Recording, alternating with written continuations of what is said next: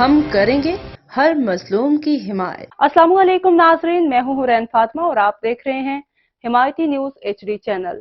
نظر ڈالتے ہیں آج کی اہم خبر پر۔ حیدرآباد میں سبزی چوری کے الزام پر چھوٹے بچے کو تشدد کرنے کے بعد اس ظالم مولوی کا دل نہیں بھرا۔ یہ مولوی انسانیت کو بھول چکا ہے یا اس کے اندر انسانیت ہے ہی نہیں۔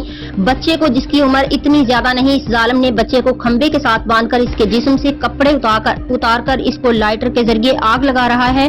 لعنت ہے اس شخص کے ظالمانہ رویے اور ظلم پر۔ گورنمنٹ اور قانون کے اداروں سے مطالبہ ہے کہ اس ظالم شخص کو گرفتار کر کے اس کو سزا دی جائے۔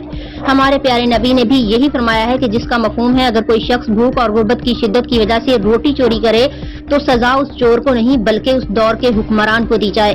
فہیم احمد ارائیں کی رپورٹ۔ مزید خبروں اور اپڈیٹ سے باخبر رہنے کے لیے دیکھتے رہیں حمایتی نیوز HD چینل۔